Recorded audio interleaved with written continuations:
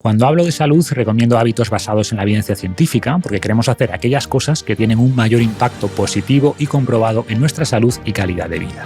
Sin embargo, cuando hablamos de ayudar a los demás, nos dejamos llevar por lo que es popular en cada momento, lo que sale en los medios o lo que nos genera una emoción más fuerte. Y no es que esto sea malo, desde luego, ayudar siempre es loable y debe celebrarse, pero hoy hablaremos del altruismo eficaz, que consiste en aplicar la evidencia científica a las distintas formas de ayudar y priorizar aquellas que tienen mayor impacto, que ayudan a más personas por cada unidad monetaria que donamos. Y para profundizar en esto contamos con Pablo Melchor, fundador de Ayuda Efectiva y autor del libro Altruismo Racional, ¿por qué podemos ayudar más y cómo hacerlo mejor? Pablo estuvo ya en el podcast hace 2-3 años en un episodio que tuvo mucho impacto y sobre todo que ayudó a mucha gente gracias a vosotros. A través del equipo de donación de Fitness Revolucionario se han recaudado hasta la fecha casi 70.000 euros y hemos ayudado a más de 17.000 personas que gracias a estas donaciones se han protegido de la malaria o han evitado deficiencias de vitamina A que siguen causando muchas cegueras en niños en países pobres. Cualquier cantidad ayuda, como explicaremos ahora, y podéis sumaros al equipo de donación de Fitness Revolucionario en ayudaefectiva.org/Fitness Revolucionario, todo junto. Pondré el enlace en las notas y también pondré el enlace al libro de Pablo y al comprarlo también estaréis ayudando. No me enrollo más y damos la bienvenida a Pablo Melchor. Bienvenido al podcast, Pablo, ¿cómo estás? Muy bien, encantado de estar aquí, Marcos, por segunda vez. Por segunda vez, exactamente, es como la continuación de esa charla, aunque tocaremos algunos temas similares, pero también vamos a profundizar en cosas nuevas aprovechando además el lanzamiento de tu libro, Altruismo Racional, con el subtítulo ¿Por qué podemos ayudar más y cómo hacerlo mejor?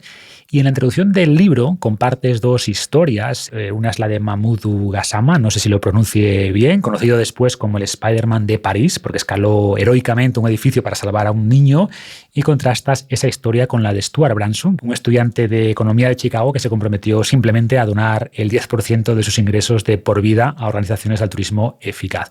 Y sugieres que si bien el heroísmo de Mamoudou es admirable, pues que el mundo en realidad necesita a más Stuarts. No sé si podrías explicarnos este contraste y lo que significa para el mensaje central de tu libro. Sí, pues justo, es Mamoudou, en francés siempre todo se acentúa al final, Mamoudou. Cierto. Era un inmigrante maliano que después de ver una final de Champions en París, se encuentra en una calle con un corro de gente gritando y mirando hacia arriba y ve que hay un niño colgando de un balcón. El vídeo está en YouTube, lo recomiendo porque es increíble. Sin dudarlo, sube y escala cuatro pisos para salvar al niño. Y todo el mundo, por supuesto, lo admira y es un caso de heroísmo tremendo. Se reunió con Macron después, que le dio la ciudadanía francesa y demás. Y la historia realmente es espectacular porque alguien actúa demostrando que la vida de otros vale tanto como la suya misma, ¿no? Y lo contrasto con Stuart, que es alguien que silenciosamente en su apartamento con un verano caluroso en Chicago, de repente, tras un tiempo pensando, entra en una web y firma lo que llaman el compromiso del 10%, que básicamente es comprometerte a donar el 10% de tus ingresos cada año. Y lo hace convencido de lo mismo que Mamoudou en el fondo, que es que la vida de otras personas tiene tanto valor como la suya misma, pero además no lo hace como una reacción ante una crisis puntual, sino que lo hace convencido, lo hace de forma racional. Y esa segunda historia no nos pone la piel de gallina a nadie, no nos resulta emocionante como la de ver a alguien escalando una fachada. Pero sin embargo, el impacto que va a tener Stuart va a ser muchísimo mayor que el de Mamoudou. Porque, como cuento en el libro, el mundo no está lleno de niños que cuelgan de balcones. El mundo realmente está lleno de niños que mueren de enfermedades estúpidas que podemos prevenir fácilmente. Cuesta muy poco dinero prevenirlas y, sin embargo, no lo hacemos, ¿no? Entonces, lo curioso es que el sacrificio o aparente sacrificio personal o la espectacularidad de tu sacrificio no está correlacionado en absoluto con el impacto. Y algo mucho más aparentemente pausado y reflexivo, como lo que hace Stuart, cuando miras las consecuencias y no pones el foco en la persona que hace este acto de heroísmo, sino en lo que va a aportar a otros, pues Stuart aporta muchísimo más. Stuart salvará muchas vidas, no solo una. Vamos a ir hablando de esto, pero para quien no haya escuchado el episodio anterior, bueno, primero les recomiendo hacerlo porque tocaremos otros temas hoy, pero recuérdanos cuál es el mensaje o la lógica principal detrás de este concepto de altruismo eficaz. Sí, a ver, el altruismo eficaz es un movimiento internacional que parte de una idea muy, muy sencilla y es utilizar la evidencia, que la gente que nos oye te habrá oído hablar de evidencia, ¿no? Utilizar la evidencia y la razón para encontrar las mejores formas de ayudar a los demás. Y es algo que parece muy sencillo, ¿no? ¿Quién no dirá? Pues por supuesto, fenomenal. Pero en la práctica, siempre al ayudar a los demás tendemos a guiarnos exclusivamente por la emoción. ¿Qué es lo que más pena nos ha dado? ¿Cuál es la tragedia que acapara las noticias? Y como contaba antes en el caso de Mamoudou y Stuart, la realidad es que en el mundo hay, aparte de las emergencias, necesidades terribles de forma permanente. Y solo si aplicamos la razón y el análisis que utilizaríamos para cualquier otra área, como la nutrición, la salud o el mundo empresarial, solo haciéndolo así podemos realmente tener impacto. Cuando nos guiamos por la emoción, al final lo cierto es que conseguimos muy poco. Respondemos cuando todo el mundo responde, en lugar de cuanto más falta hace, y sobre todo no priorizamos, no comparamos unas formas de ayudar con otras. Y esa comparación es esencial porque, igual que es lógico pensar que en cualquier otro ámbito algunas cosas te aportan el 80% del valor y otras son accesorias y no son tan importantes, pues al ayudar a los demás ocurre lo mismo. Algunas formas de ayudar salvan vidas y otras mejoran ligeramente la vida de alguien, otra vez incluso no consiguen nada. Y claramente las cosas que más nos mueven suelen ser las que más nos muestran los medios, ¿no? Y no son necesariamente las mayores tragedias, o incluso si lo fueran, dado que tienen tanto alcance mediático, pues ya hay muchas organizaciones ayudando, muchas personas donando, pues no sé, a Gaza, a Ucrania, que está muy bien, claro que les hace falta ayuda, ¿no? Pero esto hace que haya otras muchas causas que queden olvidadas. Totalmente. Las noticias, por definición, solo te muestran lo poco habitual. Si algo ocurre todos los días, no va a aparecer en las noticias. Y si tu criterio ético lo delegas en las noticias, dices, yo me voy a preocupar por aquello de lo que estén hablando en cada momento, fuego, inundación, llámalo la crisis del momento, vas a estar ignorando todo lo que no es novedoso. Y puede ser en el fondo mucho peor, ¿no? Porque, oye, si algo está provocando muertes de niños todos los días, es peor que algo que lo provoca en un único instante, ¿no? Pero lo noticiable es absolutamente ciego a ese ámbito, ¿no?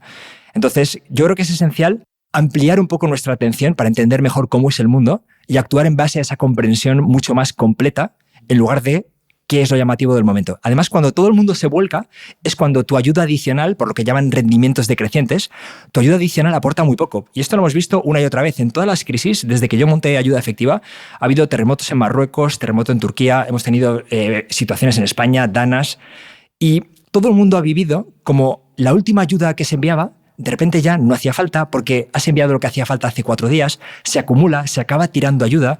El origen de todo esto es simplemente abrazar esas olas o sumarse a esas olas de solidaridad en lugar de ayudar de forma más racional. Ya, digamos que nos mueve la empatía, ¿no? Que en parte es muy bonito, esa capacidad tan humana de sentir pena por gente que no conocemos de nada en la otra punta del mundo, pero dices que también esta empatía puede ser peligrosa y la contrastas con la compasión racional. Háblanos un poco de esta dicotomía. Justo. Esta es una idea de un psicólogo que se llama Paul Bloom, que recomiendo a todo el mundo.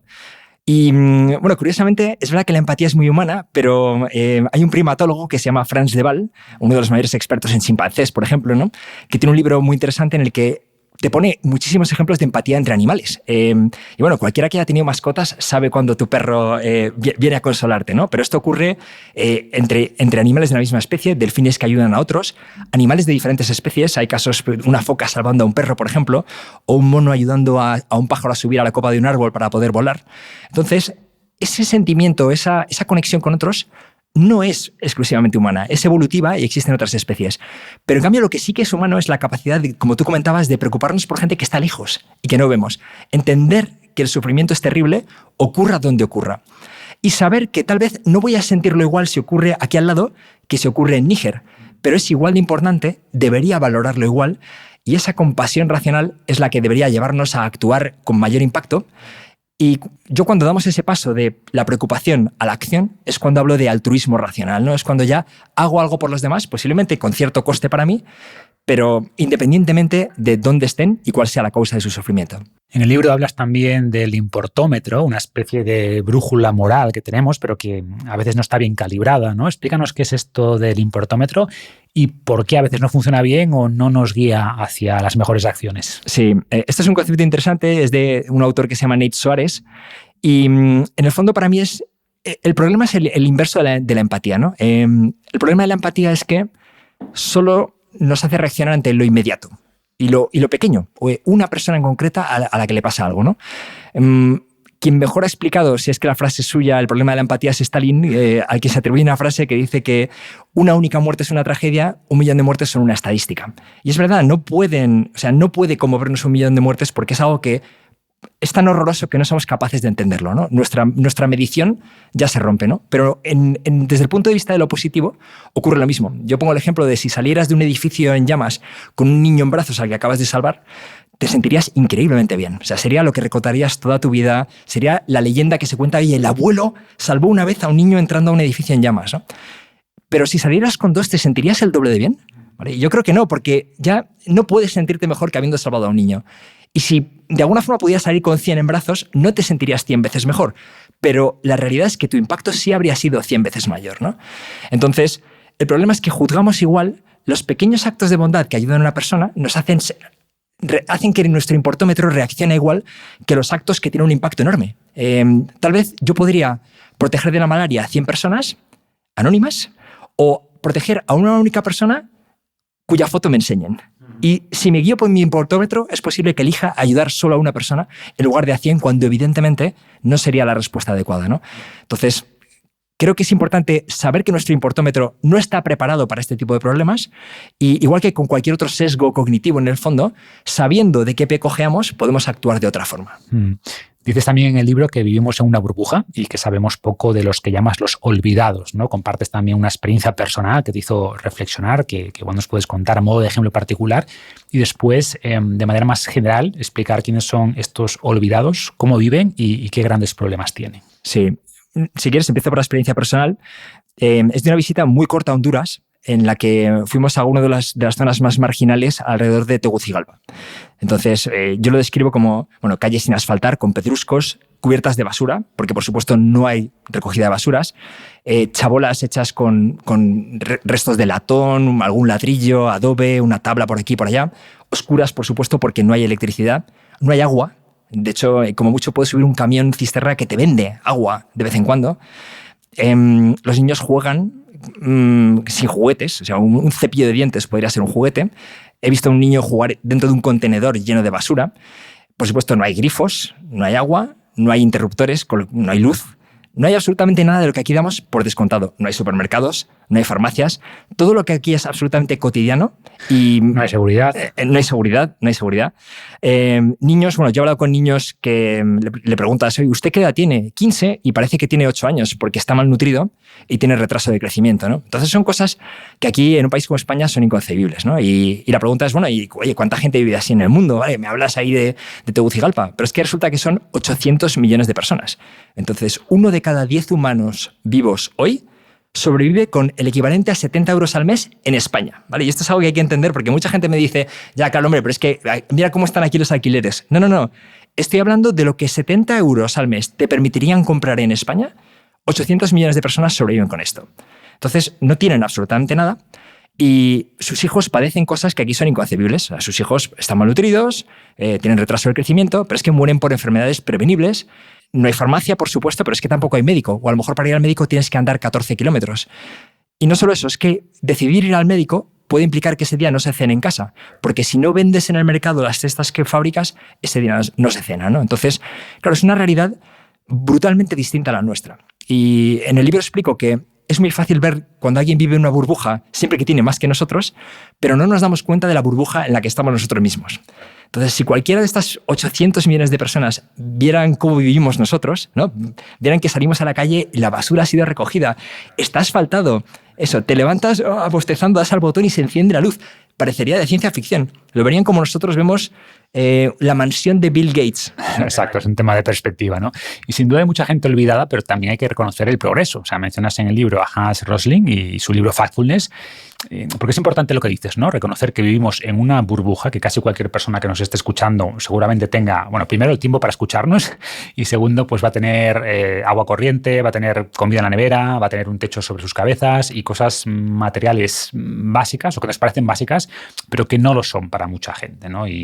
Pero como explica Hans Rosling, hemos mejorado mucho, cada vez menos gente vive en pobreza extrema, cada vez menos gente pasa hambre y esto es importante entenderlo, porque creo que pintarlo todo tan negro pues hace que la gente al final piense que no hay esperanza para el mundo, que esto va a ir cada vez a peor, que no se puede hacer nada. Y no es así, no es así para nada. Hay cosas en las que estamos empeorando, por supuesto, pero en los grandes problemas de la humanidad, en mortalidad infantil, en gente que muere de hambre, en guerras, en violencia, estamos mejorando mucho. O sea, gracias a la tecnología y gracias también a las personas que ayudan, ¿no? Y de nuevo, a estas personas que tienen tan poco, pues cada euro les aporta mucho, cada euro les ayuda mucho, ¿no? Y la siguiente pregunta iría por aquí. ¿Con cuánto dinero podemos impactar una vida, proteger de la malaria o evitar que un niño se quede ciego por falta de vitamina A o directamente salvar una vida, ¿no? ¿Cuánto cuesta esto? Sí, perfecto el planteamiento y muy buena la pregunta.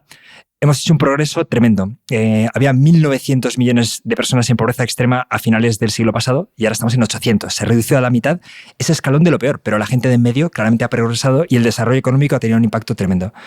Esta diferencia tan brutal, el que haya personas que viven con 70 euros al mes, por un lado es un drama, pero por otro lado, como dices, es una oportunidad increíble. Y yo intento dar el mensaje en el libro de que tenemos muchísimo poder. No somos conscientes, a veces nos sentimos impotentes ante los problemas del mundo, pero la realidad es que tenemos un poder inmenso. Entonces, los tratamientos que más ayudan a la gente es que además son increíblemente baratos. Suplementar a un niño con vitamina A, que previene la ceguera, la deficiencia de vitamina A es la mayor causa de ceguera en la infancia en el mundo, tiene un coste de 2 euros al año por niño. O sea, lo increíble es que algo que cuesta 2 euros al año por niño no esté cubierto. Oye, ¿cómo es que no se está haciendo esto ya? No, pues se hacen un montón de cosas. También se derrocha dinero en cosas que no son las más importantes a tutiplén. Y sin embargo, estos tratamientos increíblemente efectivos están ahí disponibles. Esto implica que posiblemente cualquier persona de las que nos está oyendo es que puede ayudar a decenas, cientos o miles de personas individualmente, de forma muy importante, mejorando su salud, protegiéndolos de la malaria, dando a las madres incentivos para que vacunen a sus hijos. Y las vacunas del calendario de inmunización infantil están ahí por algo. Esas enfermedades son terroríficas, ¿no? Entonces, puedes, lo primero, mejorar sin ninguna duda la vida de miles de personas en la mayoría de los casos. ¿Cuánto cuesta salvar una vida? Esta es una pregunta que es muy contraintuitiva porque, posiblemente porque alguien haya visto un anuncio que te dice una vacuna cuesta 10 euros y salva vidas. Pero el mundo es un poquito más complicado, ¿no? ¿Cómo se salvan vidas? No hay niños colgando de balcones, hay niños que mueren de enfermedades prevenibles, pero no todos los niños que contraen una enfermedad habrían muerto. Lo van a pasar muy mal, les va a dejar secuelas, pero muere normalmente el más frágil o el que en ese momento es más vulnerable. Entonces, aproximadamente por cada 3.500 a 5.500 euros que destinas a estos programas más efectivos, puedes saber que salvas una vida. Y esto es increíble. En España, añadir un año de calidad de vida a un paciente en la Seguridad Social, si cuesta menos de 25.000 euros, se aprueba. Entonces, lo que en España vale un año, 5 veces menos salva vidas completas de niños que tienen tal vez 60 años de vida por delante. Entonces, en cierta medida, salvar vidas en los países pobres es que es una ganga, es increíblemente barato y es que está al alcance de todos.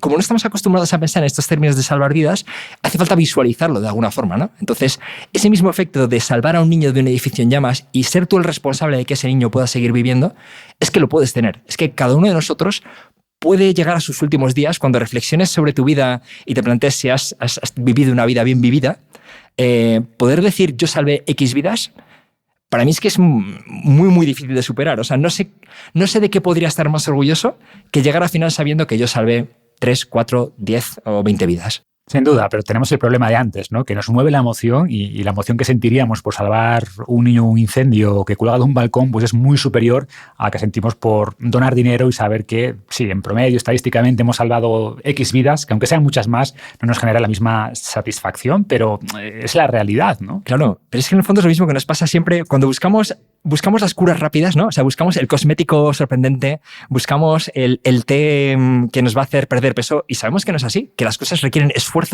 constancia y ver lo que realmente funciona según la evidencia que tenemos. Pues aquí ocurre lo mismo. Y la forma de salvar vidas es esta. Puedes pasar tu vida esperando esa ocasión de saltar al mar para salvar a alguien y que nunca ocurra. Y sin embargo, las vidas que podías salvar donando, tal vez no lo hagas porque te sabe a poco. Menudo drama para esa gente cuyo dinero podría haber salvado de su vida. Y además sin jugarnos el tipo, ¿no? Sin poner en riesgo nuestra vida. Exacto. Y conectado con lo que decíamos antes, ¿no? Si unos pocos miles de euros pueden salvar una vida o con 2 euros al año puedes evitar que un niño se quede ciego, compara eso con aportar ese dinero, no sé, a investigación contra el cáncer, ¿vale? ¿Cuánto va a contribuir eso? Pues muy poco o nada, ¿no? Porque representa una gota en el océano. Hay mucho dinero ya ahí. Claro. Y por tanto el impacto va a ser mínimo. Y ojo, esto no es una crítica a quien dona a otras causas, ¿eh? O sea, es igual de loable y tenemos todo el derecho a apoyar las causas que nos toquen más la fibra o que nos sean más cercanas. No es una competencia entre causas, pero sí es importante, yo creo, pues entender el impacto de nuestras acciones, entender el impacto del dinero que donamos, ¿no? Y a partir de ahí, como digo, sabiendo eso, pues ya tomas tu decisión. Y esto también podemos aplicarlo a las ONGs tradicionales, que son las receptoras de muchas donaciones. Pero, ¿qué problemas principales ves en estas ONGs o en las que no siguen estos principios de altruismo eficaz? Sí. A ver, tiene muchos problemas y yo creo que está bien lo que tú dices. Cualquier persona que decida hacer algo por ayudar a los demás ya es, o sea, tiene mérito y su comportamiento ya es alabable, ¿no? Pero si queremos ser personas racionales, y yo creo que la gente que nos está escuchando quiere serlo, ¿no? Tiene mucho sentido pensar que si podemos priorizar, tal vez tiene sentido empezar por lo más importante, lo que más impacto tiene, ¿no? Las mayores ONG priorizan muy poco, porque son ya enormes, son conglomerados. Entonces, son como una empresa que tiene 15 líneas de negocio y desarrolla las 15 a la vez porque ya es lo que hace. Porque hay un momento en que se crea una dinámica en la que la propia supervivencia de la organización acaba siendo lo prioritario, ¿no? Y además los incentivos están muy mal alineados, porque claro, una empresa recibe el feedback de sus clientes, ¿no? Oye, ¿el producto que te he vendido era bueno o no era bueno? ¿El libro y el plan de entrenamiento te ha parecido adecuado o no te lo ha parecido, ¿no? Y sin embargo, las ONGs reciben dinero de un donante y dan servicio a alguien que no va a poder protestar si eso no ha resuelto su problema, ¿no? Entonces, el donante sabe poco y además, si el donante se guía solo por criterios emocionales, la forma de satisfacerlo solamente es contarle historias positivas. Pero lo que reimporta a la gente más pobre del mundo, a la gente que tiene necesidad, no son las historias positivas, son si su hijo ha recibido la medicina que necesitaba o no en el momento adecuado, ¿no? Entonces, esa falta de alineación de incentivos, las propias dinámicas que llevan a perpetuarte, la propia necesidad de satisfacer al donante, ¿no? Por otro lado, el recurso que escasea para estas ONGs no es la persona necesitada, sino que es el donante, y por eso te acosan por la calle, te persiguen con un chaleco para que des dinero, te llaman para que subas tu cuota, y hay un momento que te planteas, oye, pero ¿esta organización qué hace? Porque ve una maquinaria de recaudación enorme para sostener toda esta estructura, y ¿cuántos pasos hay entre esto y el problema real, ¿no? Y de cada 10 euros que doy, ¿cuánto llega al que lo necesita finalmente? Exacto, ¿cuánto se utiliza de forma productiva, ¿no? Porque la gente a veces confunde también el que la gente cobre salarios o no en las ONG con cómo de efectivas son. Y yo también soy muy crítico con eso. Yo quiero ONGs profesionales, con gente que cobra por hacer su trabajo y lo hace bien, porque tienen mucho más impacto, ayudan mucho más. Pero lo que pasa es que quiero ONGs que sean eficientes. No quiero que hagan un poquito de un montón de cosas y que gasten mucho dinero en enviarme cartas y materiales de marketing, sino que prefiero que hagan una única cosa muy bien hecha y a escala. Lo mismo que ocurre en el mundo empresarial. Esas son en las que tu dinero rinde mucho más y tiene mucho más impacto, ¿no? Entonces, creo que como donantes tenemos que exigir mucho más a las ONG y tenemos que... Yo recomiendo a la gente que nunca done bajo presión, que nunca done porque una historia te ha dado mucha pena, sino que se siente en casa, se plantee, oye, ¿yo qué porcentaje de mis ingresos quiero dar? Y a partir de ahí decida cómo hacerlo y lo distribuya con criterios por lo menos más racionales de lo habitual. Hablemos de algunos de estos modelos, ¿no? Uno típico es el de apadrinar un niño, que tiene además pues, ese componente emocional, de cercanía, ¿no? Nos hace sentir mejor ayudar a Pedro de Honduras, que conozco a través de la ONG, conozco su vida, tengo su foto, que a 100 niños de África de los que no sé nada, que son solo un número, ¿no? Pero comentas en el libro que esto de apadrinar un niño tampoco es la mejor forma de ayudar, ¿no? Claro. Lo primero es que el apadrinamiento no es real, porque yo creo que hay que tratar al donante siempre como un adulto y darle información, ¿no? Y creo que todos saldremos ganando a medio plazo si trabajamos así. Cuando yo te digo que tú estás ayudando a este niño en concreto, la realidad es que tú estás donando al presupuesto de una ONG que va a hacer un montón de cosas. Y por suerte, no ayudas solo a los niños apadrinados e ignora a todos los demás de la aldea que tienen la misma necesidad, sino que con todo el dinero que recauda, monta un programa que ayuda a mucha gente. Entonces, hay una cierta tergiversación ahí de la realidad, no porque beneficie especialmente al niño apadrinado, sino porque te vincula mucho más a ti como donante. Entonces, que tu vinculación con la ONG dependa de ese aspecto emocional es un problema, porque ya no vas a comparar con otras. Claro, ¿cómo vas a dejar de apadrinar a ese niño con nombre y apellidos al que llevas apadrinado desde hace 12 años? Oye, tal vez en otra ONG, con tu misma donación, podían ayudar a 3 niños, pero ese ya es el tuyo. Entonces, ese vínculo emocional forzado, al final te impide comparar las alternativas. Y para mí esa es la gran pega, ¿no? Que las ONGs han educado al donante en esta mecánica un poco de relación y pena, cuando lo interesante habría sido educar al donante en términos de impacto. Eso es lo que transformaría el mundo, ¿no? Uh-huh. Y por otra parte, mucha gente decide ayudar donando su tiempo, ¿no? Trabajando como voluntario para una ONG, bien recaudando fondos, cumpliendo alguna labor administrativa o viajando a África a ayudar allí directamente. ¿Cómo ves esto del voluntariado y qué problemas podría tener? Claro, yo creo que sí es una buena forma en el sentido de que es positivo hacer voluntariado y siempre es mejor hacerlo que no hacerlo. En muchos casos va a enriquecer tu vida más de lo que vas a ayudar, porque ayudar es difícil, ¿no? Pero soy muy crítico con hacer solo voluntariado, ¿no? Y a lo mejor podemos exagerarlo un poco para que la gente lo visualice. O sea, imaginemos que Bill Gates dice que su forma de ayudar va a ser voluntariado. Entonces, que en vez de donar dinero va a donar su tiempo, ¿no? Justo. Va a pasar una semana en África construyendo hornos. Entonces, bueno, lo primero, Bill Gates no sabe nada de construir hornos y a lo mejor un albañil local lo haría mucho mejor, ¿no? Y segundo, hombre, con tu fortuna, a lo mejor podrías tener mucho más impacto si donaras. Tal vez podrías hacer las dos cosas, ¿no? Bueno, pues salvando las distancias, estamos en esa situación. Hay una estadística que a la gente le sorprende, que es que el español medio, con unos ingresos de 23.300 euros netos al año, está en el top 5% por ingresos del planeta. Porque claro, la masa que hay debajo es esa masa invisible que no vemos en las noticias, en la que la realidad es muy diferente. De hecho, el humano medio del planeta ingresa 211 euros al mes. O sea, si ordenados 8.000 millones, la persona número 4.000 millones ingresa 211 euros al mes. Entonces, nosotros es que somos muy ricos comparativamente. Entonces, ¿está bien que hagamos voluntariado? Sí, pero hacer solo voluntariado sería extrañísimo que sea la forma de tener más impacto. Sabemos muy poco de ayudar. Yo muchas veces digo, oye, si lo que sabes hacer es design thinking o escribir libros y venderlos en un país rico, posiblemente sepas mucho más de eso que de cómo se distribuyen mosquiteras tratadas con insecticida a millones de niños en aldeas remotas en Malawi. No sabes nada de esto, ¿no? Entonces, pretender que tu tiempo es lo más valioso no es cierto, ¿no? Tu tiempo es lo más valioso para ti, pero para la gente necesitada, tal vez lo más valioso sea tu dinero. ¿En qué casos sí es especialmente valioso el voluntariado? Cuando tu tiempo sí que es lo más valioso para la persona que lo va a recibir. Por ejemplo, acompañamiento de mayores, acompañamiento de enfermos de cáncer. Ahí el voluntariado es muy valioso.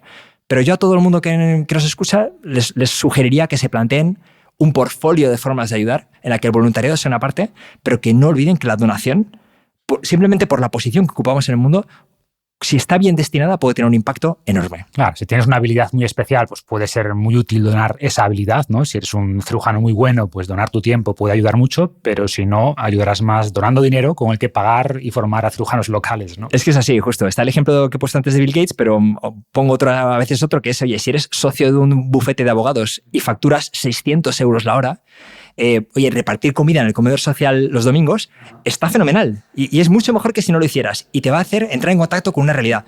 Pero es que a lo mejor donando una hora de trabajo tendrías un impacto mucho mayor. Entonces, haz las dos cosas. No te quedes solo en el voluntariado, porque sí que te va a dar una gran recompensa emocional, pero el impacto va a ser limitado. Mencionaste un par de veces a Bill Gates y es verdad que una parte importante de la ayuda total viene de los multimillonarios, ¿no? Y son muchas veces criticados porque, o sea, la gente cuestiona sus motivos, ¿no? Que si lo hacen por un tema de impuestos o para lavar su imagen o para elevar su estatus, pero en tu libro eres crítico con los críticos, ¿no? ¿Cómo ves este tema de las donaciones de los millonarios? Sí, yo creo que es un gravísimo error criticar a la gente que dona. La crítica parte, en el fondo, de que hay gente que piensa que no deberían existir millonarios, ¿no? Porque la desigualdad, pues porque es grotesca por un tema, simplemente por la ideología que tienes. Pero vivimos en un mundo en el que existe, tanto si te parece estupendo que existan porque crees en el mercado, la iniciativa, tal, como si te parece fatal porque crees que el modelo debería ser otro, lo cierto es que los millonarios existen. Entonces, desde esa realidad, ¿qué preferimos? ¿Que los millonarios se gasten el dinero en yates, fiestas y estar en islas paradisíacas? Parece que lo preferimos, porque entonces les sacamos en la revista del corazón y queremos ser como ellos. ¿O preferimos que donen para hacer cosas para ayudar a otros? Pues en la realidad que vivimos es muchísimo mejor que los millonarios donen. Y sobre todo si intentan donar de forma efectiva, como hace, por ejemplo, Gates. Entonces, alabar a los millonarios cuando gastan su dinero de forma vacua y en cambio criticarlos cuando donan, al final, ¿qué incentivo creas? Pues evidentemente creas el incentivo de no donar, o si donar, tampoco decirlo a nadie, con lo que tampoco animarás a tus amigos millonarios a donar contigo. Y al final, ¿qué consigues? Pues a lo mejor te has quedado muy contento con tu crítica moralista, pero la gente que necesitaba ayuda no la va a recibir. Estoy de acuerdo. Y el niño que no se queda ciego gracias a ese dinero, pues le da igual si Bill Gates donó porque tiene buen corazón o porque quería lavar su imagen, ¿no? O sea, al final el impacto es independiente del motivo. Exacto. O sea, yo soy muy, muy crítico con la idea de vamos a exigir pureza moral a la gente que ayuda, ¿no? Entonces, esto se aplica en las ONGs cuando decimos, no, mira, es que en las ONGs deberían ser voluntarios porque la ayuda solo es buena si de verdad requiere sacrificio, ¿no? Yo aquí lo que digo es, oye, si tienen que operar a tu hijo un cirujano, ¿qué quieres? ¿El profesional bien pagado y que cobra? ¿O el que lo hace en sus ratos libres como amateur, porque eso sí que es sacrificio, porque en lugar de estar jugando con tus hijos está allí dando tiempo? No, yo quiero al profesional. Pues en la ayuda de los demás deberíamos querer lo mejor, ¿no? Y creo que a veces tenemos el foco puesto en el lugar equivocado. Las motivaciones del que ayuda, si me preguntas a mí, es que me dan igual. O sea, lo que me importa es que la gente ayude. Oye, ¿y si inflas tu ego al ayudar? Pues sí, mejor que mejor, win-win. No solo ayudas, sino que encima te sentirás mejor. Fantástico, que tendrás mejor reputación. Estupendo, pero vamos a ver, si alguien tiene una mala reputación por un problema, ¿vale? Porque ha cometido una estafa, pues habrá que tratar ese problema. Lo que no habrá que poner el foco es cuando esa persona ayuda, ¿no? Una cosa no tiene nada que ver con la otra. La crítica muchas veces es que en vez de donar este dinero, pues que deberían pagar más impuestos, ¿no? Y que sea después el gobierno el que decide cómo gastarlo. ¿Pero los gobiernos donan dinero para ayudar a los olvidados? ¿O cómo ves esta crítica en general? Sí, a ver, es una crítica muy, muy débil. Primero, porque puede que te gusten los impuestos o que no te gusten los impuestos. Pero al final a quien benefician es a los que viven en la frontera de lo que nos hemos inventado, que es tu país. ¿Existe ayuda al desarrollo? Sí, pero las cantidades son nimias. O sea, en España, la última vez que miré, cuando hacen encuestas y preguntan a la gente, ¿cuánto crees que tu país está donando hacia afuera? ¿No? La gente dice un 10%, un 20%. Bueno, el último dato es un 0,65%, que equivale a 70 euros por español. ¿Vale? Y la Unión Europea pone otros 80, 150 euros, que es menos de lo que en España te da una deducción fiscal. En España donar 250 euros te cuesta 50, pues menos que eso, ¿no? Evidentemente cuando sumas las cifras son muy grandes. Pero además la ayuda al desarrollo es una mezcolanza de cosas. O sea, a veces son facilidades para que países pobres contraten a empresas españolas para construir, ¿no?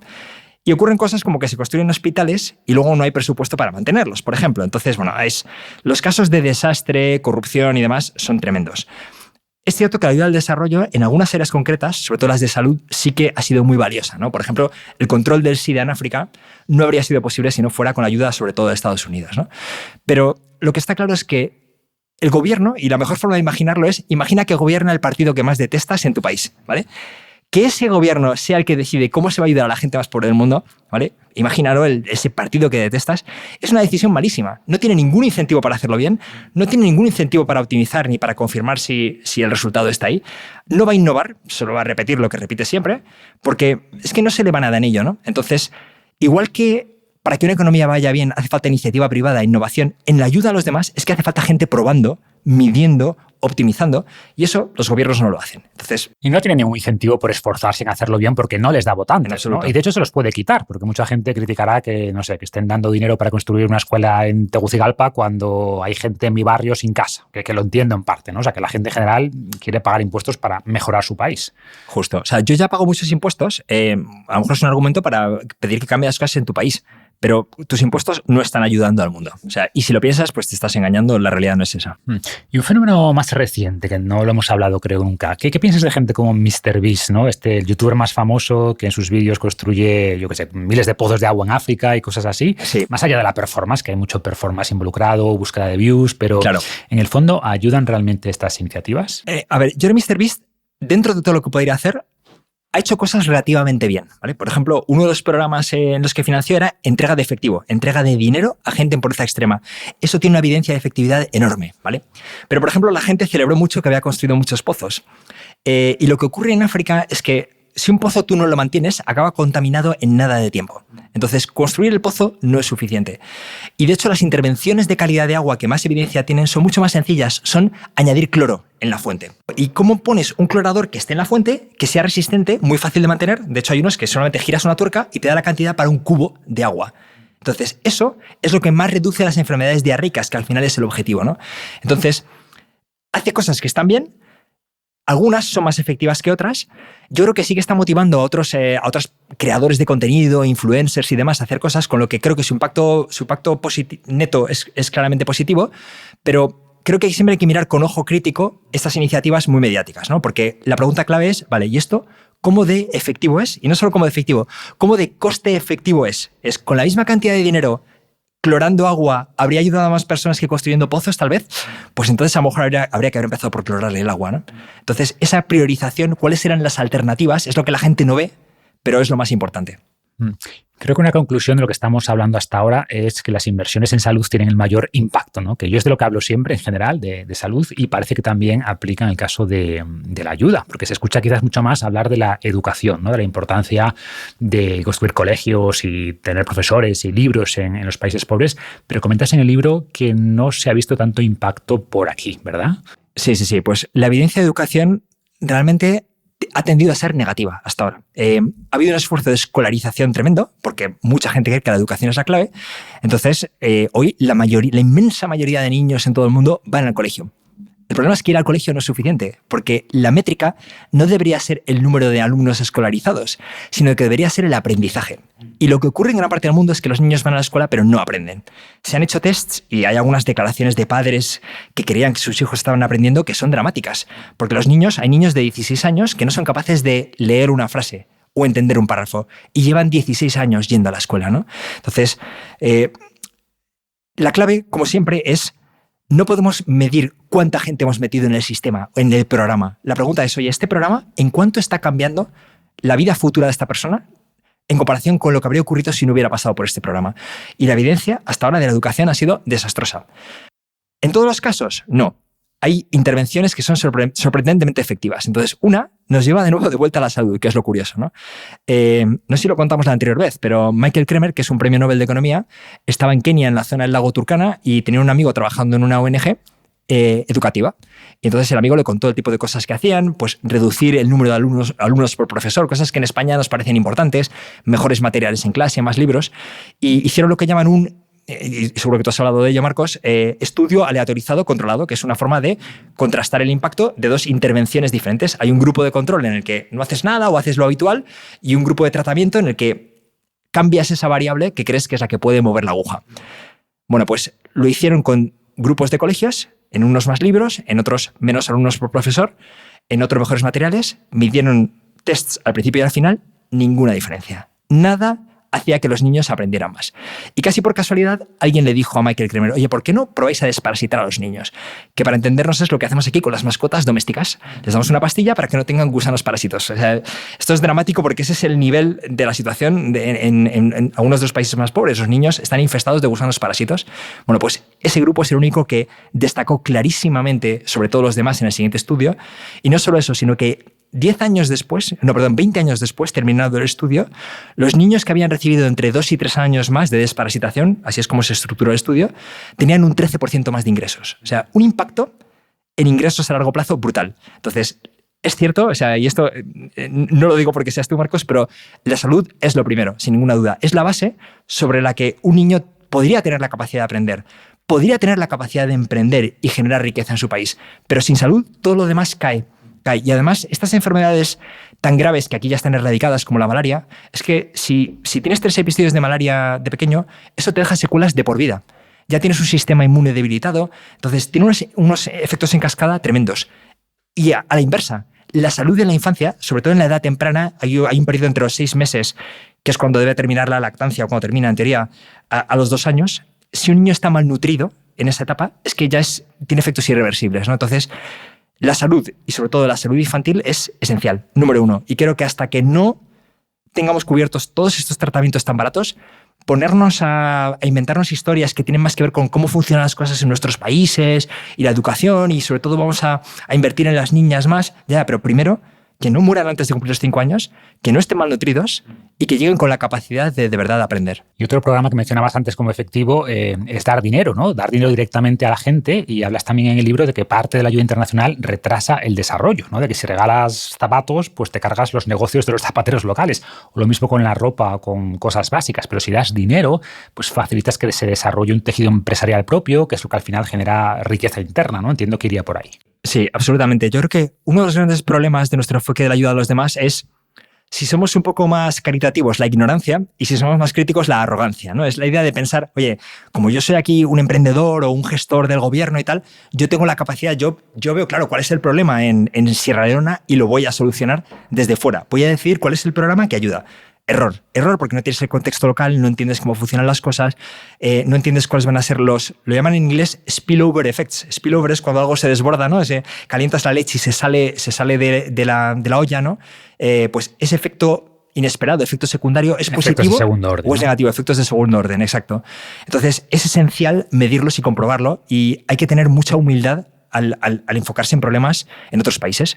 Entonces, a veces pensamos que la gente que vive en pobreza extrema es que no sabe cómo hacerlo mejor, pero es un gravísimo error. O sea, la gente que vive en pobreza extrema es la que mejor sabe lo que mejoraría su situación y sabe perfectamente cosas que nosotros no imaginaríamos, ¿no? Entonces, cuando resulta que si les das dinero, cada una lo utiliza de forma diferente, pero ninguna de ellas habría sido un programa diseñado por una ONG occidental. Entonces, pues hay una mujer que invierte en un congelador porque pesca, y si de repente con un panel solar tiene un congelador y conserva los pescados 3 días, pues puede venderlos. Antes se le pudrían en el segundo día. Otra persona se compra una bicicleta y entonces ya no solo trabaja como albañil en su pueblo, sino que puede ir a otro más grande que estaba lejos e ingresar más, ¿no?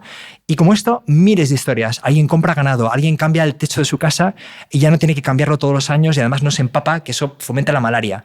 Entonces, dar dinero en efectivo a la gente en pobreza extrema tiene una evidencia de efectividad enorme, cada vez más. Estoy justo ahora leyendo este libro, Scarcity, Escasez, sí, y habla de cómo muchas veces criticamos las decisiones que toman los pobres, ¿no? Porque nos parecen absurdas desde nuestra burbuja, en nuestra comodidad, como que muchas madres pues, no vacunan a sus hijos y después se enferman, y a nosotros como que nos parece una locura esto, ¿no? Una mala decisión, pero claro, lo que no vemos es que si esa mujer tiene que dedicar una mañana o un día a ir a 20 kilómetros de su casa, a poner la vacuna, a volver, pierde un día de trabajo y entonces no comen directamente ese día, ¿no? Y por tanto prioriza la supervivencia frente a cosas del futuro. Pero si tiene algo de dinero para poder comprar comida, aunque vaya a vacunar a su hijo, pues es mucho más probable que lo haga. Y bueno, en el fondo el libro habla de cómo la escasez modifica las decisiones que tomamos y el valor que le damos al futuro. Justo. O sea, la pobreza te lleva al rabioso corto plazo. O sea, tienes la necesidad básica 1 compitiendo con la necesidad básica 2. Entonces, desde nuestro punto de vista es muy difícil ponernos en ese lugar, pero justo uno de los programas más efectivos es precisamente incentivos a las madres. Oye, si traes a tu hijo a vacunar, te doy un dinero. Y podrías pensar, ¡qué horror! ¿Cómo dar dinero? No, pero es que eso es lo que compensa a la madre los ingresos perdidos ese día, ¿no? Muy bien. Pues ya para ir terminando, quería hacer un poco de abogado del diablo, ¿no? Lanzar algunas críticas habituales al altruismo eficaz y, por ejemplo, uno de los nombres más conocidos de este movimiento fue Sam Bankman-Fried, que decía ganar dinero con FTX y criptos y especulación financiera y tal para donar la mayor parte de ese dinero que ganaba, ¿no? Y después del escándalo, pues, escándalo, acusaciones de fraude de todo tipo, pues muchas voces han criticado que esta mentalidad de maximalismo moral, pues que puede llevar a justificar conductas peligrosas, ¿no? ¿Qué lectura haces tú de este caso, de las críticas sobre ese peligro del maximalismo moral y qué lecciones crees que deja para el movimiento? Sí, ha sido tremendo, ¿eh? O sea, Sam Bankman-Fried ha provocado un daño tremendo. La idea de partida, yo no soy de llevarla al extremo, ¿no? La idea de, oye, yo voy a ganar dinero para donar. Yo creo que, mira, ganas dinero porque es una herramienta para muchas cosas, ¿no? Y lo que sí es muy interesante es parte del dinero que ganas donarlo, ¿no? Entonces, cuando oías la historia de Sam Bankman-Fried al principio, parecía hasta admirable, ¿no? Oye, alguien que dice que quiere ganar dinero, pero que su motivación es donarlo. Parece perfecto. Lo que no se sabía es que por detrás su forma de ganar dinero era fraudulenta. Entonces, causó un daño reputacional tremendo. ¿Por qué? Porque al ser un multimillonario era una persona muy visible, un gran donante dentro del ámbito del altruismo eficaz. Pero lo cierto es que en el altruismo eficaz jamás ninguna de las figuras prominentes, o vamos, nadie que yo conozca incluso te diría, ha planteado jamás esta idea de que el fin justifique los medios, ¿no? Y de hecho se plantea que la integridad es innegociable. Y es que lo mires como lo mires, en el fondo, renunciar a la integridad es que no es inteligente, ¿no? O sea, si yo gano mucho dinero y hundo un movimiento o creo una crisis reputacional, si al final acabo en la cárcel, al final lo que vas a hacer es coartar todo el impacto futuro. Entonces, tanto desde un punto de vista puramente lo que llaman deontología, ¿no? De los valores, o ética de la virtud, o lo mires, como el punto de vista de las consecuencias, es que no es una decisión inteligente, ¿no? Entonces, yo, Sam Bankman-Fried, creo que nunca entenderé qué pasaba por su mente, ¿no? Entonces, no sé si es que es tremendamente inteligente en algunos ámbitos y muy ingenuo en otros, si es que tiene un criterio moral fallido, ¿no? Esta idea del fin justifica los medios, y si el resultado esperado puede ser bueno, me la juego. O sea, creo que es un error ético tremendo, pero ha causado mucho daño. Y lo curioso es que, claro, en este movimiento en que hay gente tan volcada en tener un impacto positivo, esto ha llevado a un autoexamen brutal. O sea, nadie ha sido más crítico con las posibles causas de esto que la gente que ya estaba metida, ¿no? Pero yo creo que en el fondo esto es sencillo. Ha habido un Sam Bankman-Fried, ¿no? Y una persona que comete un fraude te la puedes encontrar en tu iglesia, en tu club de alpinismo, en altruismo eficaz, en cualquier lugar. Pero lo que tengo claro respecto al altruismo eficaz es que frente a un Sam Bankman-Fried hay cientos de millones de personas dedicando recursos y tiempo a las formas más efectivas de ayudar a los demás, ¿no? Gente que arranca nuevas ONGs basadas en la evidencia, gente que se va a vivir a los países donde pueden tener un mayor impacto, ¿no? Entonces, creo que sin ninguna duda el impacto del altruismo eficaz ha sido positivo y hubo este desastre y a quien más daño fue evidentemente a sus clientes primero y en segundo lugar al propio movimiento del altruismo eficaz, ¿no? Entonces, bueno, creo que también hay que aprender, yo siempre digo que nunca hay que admirar a las personas, hay que admirar su comportamiento. Y tampoco hay que criticar a las personas, hay que criticar los comportamientos porque la misma persona puede ser capaz de lo mejor y lo peor en un momento determinado, ¿no? Entonces, bueno, yo creo que aquí, desde luego, hay una lección respecto a la arrogancia. Creo que la humildad, hemos hablado de ello a la hora de ayudar a los demás, es importante, pero hay un riesgo, ¿no? Hay un riesgo en las críticas que es llevar esa humildad hasta un extremo de, oye, no se puede hacer nada porque yo no entiendo cómo ayudar a la gente, ¿no? Entonces, yo sospecho de todo lo que nos lleve a la pasividad. Creo que tenemos que tener una inclinación hacia ser proactivos, pero ser proactivos de forma humilde. Sí, no usemos estos casos aislados como excusa para no donar, ¿no? Eso es. Y quizá el problema de estos enfoques tan racionales es que no conectan tanto con esa parte tan emocional que todos tenemos, ¿no? Porque, o sea, tenemos la suerte de que ayudar nos hace sentir bien, pero sobre todo cuando lo hacemos directamente, cuando conectamos con otra persona. Dicen esto de que cuando uno ayuda, dos se benefician por ese sentimiento que obtenemos, y este enfoque más racional de optimización, pues quizás resta un poco de este beneficio emocional, ¿no? Yo hago el símil con la dieta, o sea, pues si comer fuera un acto puramente racional, comeríamos 100% alimentos saludables, ningún postre, pero sabemos que permitirnos algunos caprichos, darnos cierta flexibilidad, pues hace el proceso más sostenible y por tanto más saludable a largo plazo, ¿no? Esta es la paradoja. Y no sé si cuando hablamos de donaciones o de ayudar, pues podemos buscar también ese equilibrio y no dejar de dar unas monedas a alguien que vemos pidiendo en el metro porque sabemos que van a ser más útiles si las donamos a las causas que decíamos antes, ¿no? No sé cómo ves esto. Sí. Es una pregunta. En términos primero más generales, lo conecto casi con cosas que has dicho tú en Invicto. Y es que, igual que el estoicismo no es frío, sino que es todo lo contrario, ¿no? Es que aplicas la razón por cuánto te importan determinadas cosas, ¿no? Aquí ocurre lo mismo.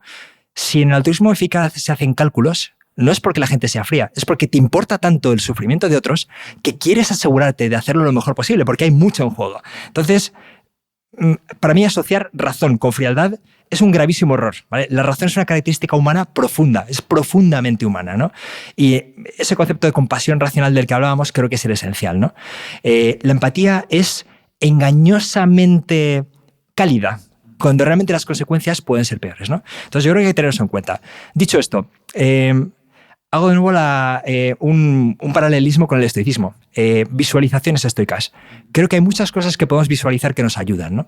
Si yo te digo que Ayuda Efectiva ha salvado 600 vidas, que es cierto, o el equipo Fitness Revolucionario ya ha salvado 12 vidas, como son muchas y no sé quiénes son, pues oye, me deja un poco frío. Yo a la gente lo que le recomiendo es que lo visualice. Oye, visualiza a tu hijo o que en tu urbanización muriera un niño pequeño de menos de 5 años. Imagina el escalofrío que sería para todo el mundo que lo sepa, ¿no? Para su madre. Puedes imaginar a tu hijo, a tu sobrino, al vecino. Imagina eso. Ahora multiplícalo. Y para multiplicarlo, imagina un patio de colegio. Imagina niños gritando, jugando, subiéndonos encima de otros. Bueno, pues un patio lleno de 600 niños es lo que habría ocurrido si Ayuda Efectiva no estuviera ahí, ¿no? Entonces, creo que podemos tomar yo creo que la emoción tiene un rol primero para motivarnos a actuar. Después tenemos que utilizar la herramienta adecuada para decidir el cómo, que es la razón, pero una vez hecho, al interpretar las cifras, creo que podemos reconectar con la emoción visualizando lo que implica, ¿no? Y creo que cuando lo visualizas, a mí personalmente se me ponen los pelos de punta cuando lo visualizo. Cuando imagino ese patio de colegio, el ruido, la gente tal, revolcándose, y sé que viven gracias a nosotros, nada me daría una mayor satisfacción, ¿no? Por otra parte, lo cierto es que, esto también lo dices tú, yo puedo seguir una dieta 90% sana y ya está. Puedo permitirme un 10% de lo que me apetezca porque sí, ¿no? En el fondo, al ayudar a los demás pasa lo mismo. Oye, yo puedo dar dinero a alguien en la calle porque me ha dado pena. No estoy cometiendo ninguna atrocidad moral por hacerlo. No hace falta que optimice el 100%. Pero si en cambio solamente dono guiándome por la emoción, estoy yéndome al otro extremo. Entonces yo a la gente lo que recomiendo es un portfolio. Oye, hazte un portfolio y en tu portfolio dedicas un porcentaje importante. Si me preguntas a mí, pues a lo mejor te diría un 80, pero como si quieres que sea un 60, hazlo a lo más efectivo. Y te reservas otra parte para el proyecto cercano a tu corazón. La persona a la que admiras porque, oye, no sabes cómo de efectiva es, pero es que se va sola a ayudar y quieres contribuir a ella.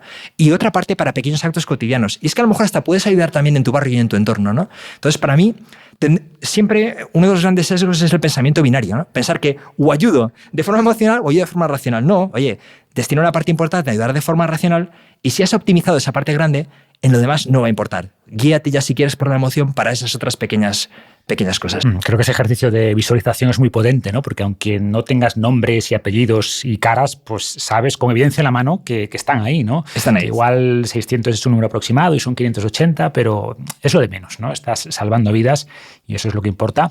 Y justamente quería terminar por aquí, pidiéndote que nos hables un poco más de los grandes números de ayuda efectiva. Un agradecimiento también desde aquí a los donantes del equipo de Fin Revolucionario que tienen impacto las contribuciones que hacemos. Sí. Eso, cuéntanos algunos grandes números y más allá de los números, aprendizajes que te llevas de estos años.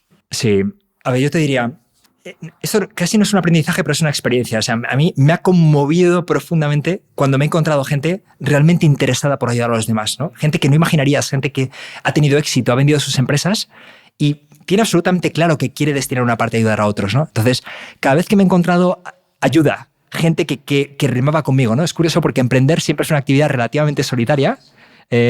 Pues aquí tengo que decir que muchas veces me siento muy arropado por otros empujando, ¿no? Y eso ha sido algo muy bonito. Una cosa que me ha sorprendido es que imagínate que un consultor cogiera la ayuda efectiva, ¿no? Y dijera, oye, venga, ¿cuánta gente puede donar con efectividad? Empezarían por, bueno, ¿cuánta gente dona hoy? ¿Quiénes son los más solidarios? ¿Qué porcentaje de ellos empezarían a donar con efectividad? Pero muchas veces no es así. Muchas veces dona con nosotros gente muy racional que desconfiaba de las ONGs tradicionales y a la que ese enfoque emocional les chirriaba. Y son esas personas que nadie categorizaría como muy solidarias porque no son ruidosas, no están en las redes sociales, pues son personas que en cambio se vuelcan y acaban teniendo un impacto enorme, ¿no? Entonces, el matemático, el físico, el ingeniero, esa persona que la gente no encaja con el tópico de solidaria, a veces es la persona que tiene un mayor impacto porque toma esta decisión. Quizás asimila mejor este concepto de compasión racional, ¿no? Sí, de forma racional. Entonces, eso también ha sido sorprendente. Y, a ver, yo te diría que esto también imagino que la edad tiene que ver, ¿no? Pero también siempre me he vuelto más moderado, ¿no? Al principio, te diría que cuando descubres que hay formas muy efectivas de ayudar y otras que ayudan muy poco, resulta frustrante, ¿no? Resulta frustrante ver muchos recursos destinados a cosas que no funcionan, ¿no? Pero al final creo que tenemos vidas complicadas, situaciones familiares de todo tipo. Hay gente que tiene una enfermedad mental o un problema en su familia, está volcada en esto, ¿no? Entonces, bueno, es muy difícil preocuparnos por gente que está lejos, exige un trabajo. Yo creo que es un trabajo importante y que deberíamos educar a... Creo que la atención es el recurso más preciado que tenemos, ¿no?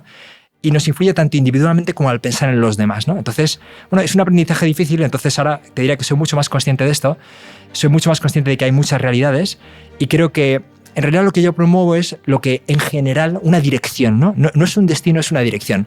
Y creo que desde el punto en el que estamos hoy, oye, podríamos ser un poco más racionales en la ayuda, podríamos tener un criterio de efectividad, ¿no? Y no hace falta descartar otras cosas ni ser crítico excesivamente, simplemente podemos empujar en esa dirección y el mundo será un lugar mejor. Y hablando de hacer el mundo un lugar mejor, dedicas el libro a tus hijos y les dices, dejemos el campamento mejor que como lo encontramos, y sin duda tu labor está ayudando a esto, así que bueno, muchas gracias y a seguir mejorando el campamento. Nada, muchas gracias a ti, Marcos, por tu ayuda y por el espacio y ese equipo de donación que ha tenido un impacto enorme.